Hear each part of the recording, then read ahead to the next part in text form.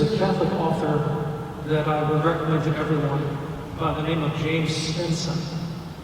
And he was a headmaster at an independent private Catholic school for many years. And he noticed that there were families that thrived and succeeded, and there were families that fell apart, whose children did not do well.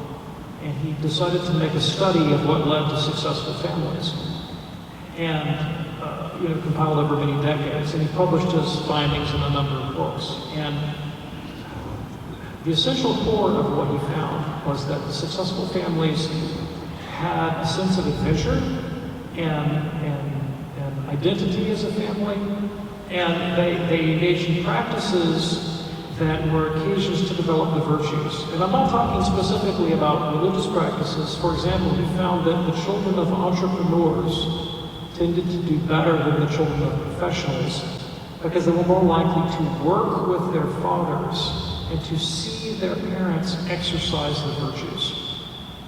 And I'm a parent of 5 and a grandparent of 2, and I have children that are closer and farther from the church and have done better and worse in their own moral lives. And in my experience, there is no one-to-one correlation between the amount of explicitly religious activity that I attempt to foist upon them and their moral response. And in some cases, the relationship was actually negatively correlated.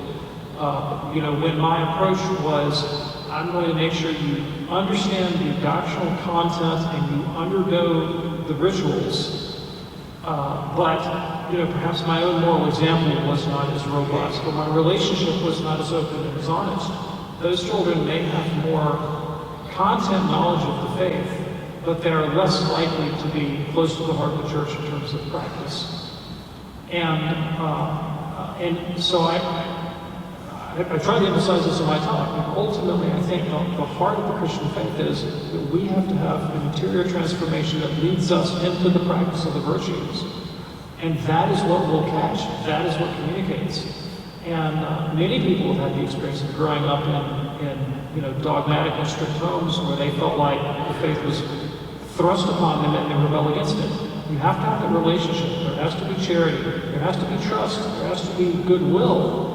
And ultimately has to be the practice of the virtues. Because if you don't have temperance and justice and prudence, you're not going to have what you need to sustain a life of religious practice in this world that we live in.